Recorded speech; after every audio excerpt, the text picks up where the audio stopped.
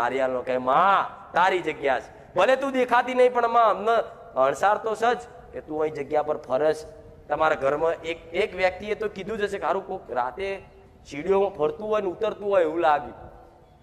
અમુક ઘરમાં તો કચરો રાતે બહાર લો જો અનુભવ થયા હોય. આ બધા કહેવાની વસ્તુ નહીં, અંધશ્રદ્ધા નહીં. કોકના કોના તો મજા ગમશે, કોક વાતું હશે પણ હોય છે, સત્ય હોય છે. પણ એ ચારે આવા એધાણ આલે ને તો એ ચારે તમને મારશે નહીં, નુકસાન નહીં નાખે. એધાણ એટલે આલે છે ઓળખો કે મને ઓળખો. એ બોલશે આવીને કહે છે કાનમાં. હવે એવી તો તમારી ભક્તિ નહીં કે દેવ કાનમાં વાતો કરે એ હું તારી આ જગ્યાની મેરડી આવી મને વ્યવહાર આવ માગીને ખાઈ દેવું. ભૂત ચોડેલો માગીને ખાય, કોકના વરગાણ વર્ગીને કે લાવો ભાઈ મારે શીરો ખાઓ, ભજીયા ખાવા. વાપર્યું છે ને પેલા કોઈ દીકરીને વર્ગે એટલે કે ભાઈ ભજીયા લાવો, શીરો લાવો, ચવાણું ખાવું એવું કે ને. મેરડી મશાણી મેરડી એટલે મહામાયા. માગીને ખાય, વર્ગીને ખાય, મારીને જ ખાય. ના એ આલું તો મારીને ખાઈશ પણ લઈશ ખરી મારા હાથનું. હા શું ખોટું? એટલે એને દીવો નહીં કરવાનો, એના મઢ નહીં બનાવવાના, એનું મંદિર નહીં બાંધવાનું, એનો ખાલી છૂટો વ્યવહાર આલવાનો છે કે 2 અગરબત્તી કરીને 2 લાપસી નારિયેળ ને પોણી ગ્લાસ ધરાઈને કીધું કે માં આ વ્યવહાર આલ્યો, બસ એનો વ્યવહાર લઈને જતી રહેશે.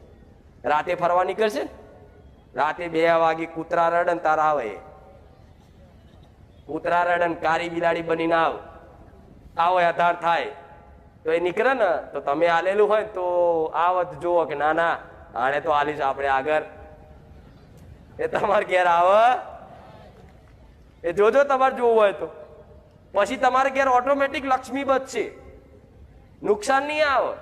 નકન એ તો બહાર જો બાઇક મિલ્યું હશે ને તો બાઇક નવું હશે, પેટી પેક લાયા છો અને રોજ સાફ કરીને રાખશો. આમ લીટો ના પડવા દો, આમ ઘસી તમારો જો લગાવ હશે ને મોહ એ જ જગ્યાએ નુકસાન નાખશે. યાદ રાખજો. તમને બહુ ગાડી વાલી હશે, બાઇક વાલી હશે ને બહુ સાફ સફાઈ ઘસીને રાખતા હશો.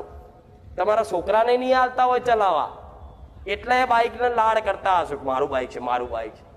એ મેરડી વિચારે હા તું તાર લગાવ રાખ, તું તાર ઘસ ધોઈ એક જ દાડો ચોકઈથી બહાર નીકળે ને કોક આવીને ઠોકન બાઇક નું બધું તોડી નાખે ને એટલે એવો જીવ ભરાવો, એવો ખર્ચો લાવો ને એ માણસ તૂટી જાય કે નહીં. એટલે સાધનમાં નુકસાન નાખે, એન્જિનમાં નુકસાન નાખે, તમારી રિક્ષા બગાડે, બાઇક બગાડે. જોજો મારા સાનિધ્યમાં આવ્યા પછી મારા બતાવ્યા મુજબ જેણે સમાધાન વ્યવહાર ચાલુ કર્યા ને એને અત્યારે સાધન નહીં બગડતું હોય. લખજો. નકર પહેલા મારા સાનિધ્યમાં આવ્યા પહેલા તો રિક્ષાઓ એક ઘડીક થાય, એન્જિન જતું રહ્યું, લાઇટ જતી રહી, ઓઇલ લીકેજ થઈ ગયું, થાય છે ને. તો દેવી શક્તિની કૃપા સાધનો સુધી રહેશે.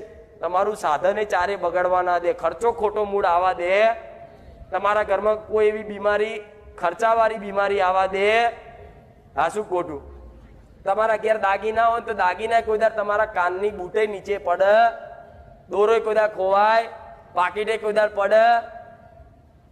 પડે ના પડે. ચમ એ રાજી થઈ જાય ને એટલે નુકસાન નાખવાનું બંધ થઈ જાય. ભાઈ મને મારો ટેક્સ મળી જાય 12 મહિને એટલે આપણે હવે જવાન થતું. હા પછી 12 મહિના પછી પાછા ભૂલી જાવ એટલે યાદ કરાવવા આવ એટલે સારું પેલો વ્યવહાર બંધ કર્યો એટલે તો નહીં થયું તો એ જ હોય કરી દેવાનો તરત. હા શું ખોટું? સમજ પડે છે ને તમને આ બધી વાતો?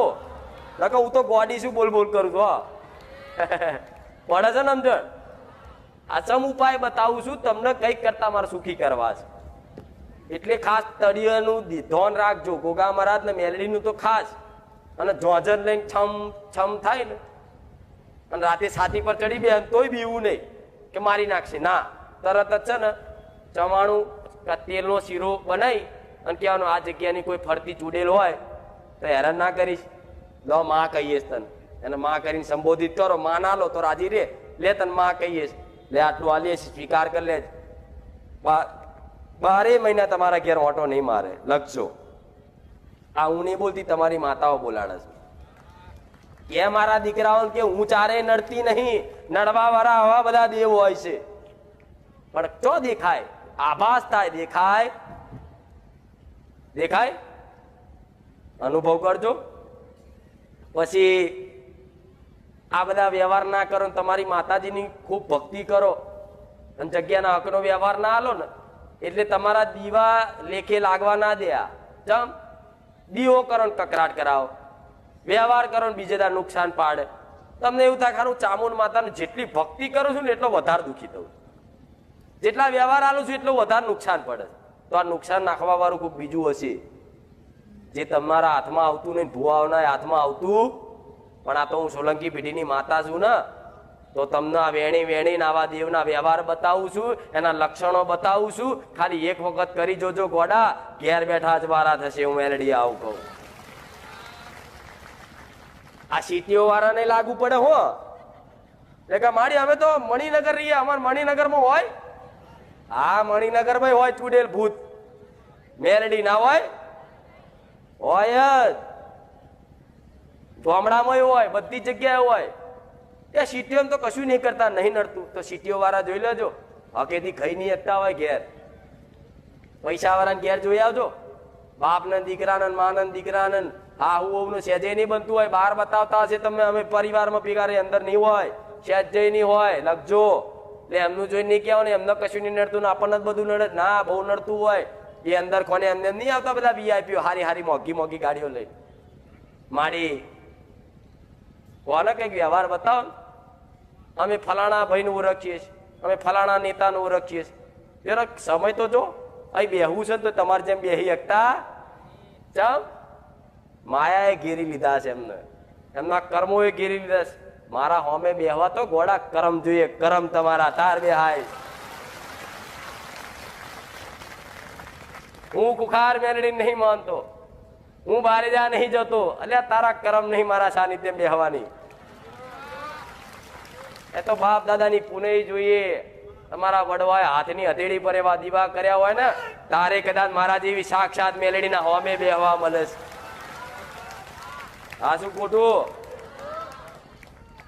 હું નહીં કહેતી, પણ તમે જાતે પોતાની જાતના નસીબદાર માનો છો કે માં તમે તારી આગળ બેઠા છે. ભવિષ્યમાં અમે અમારા દીકરાઓને કહીશું કે અમે સાક્ષાત માતાના હોમે બેઠા છે. આ તમે નસીબ વાળા છો. એમના તો જો આવું છે તો નહીં અવાતું, મારી જોડે વાત કરી તોય નહીં થતી. પૈસાનું બળ લગાવો, ઓળખાણનું બળ લગાવો, રાજકારણનું બળ લગાવો, ફલાણા નેતાનો ભાઈ શું, ફલાણા નેતા શું, આ શું તે શું, પણ તોય મારો જવાબ મળતો કેમ? ગરીબોની માતા છું એટલા માટે.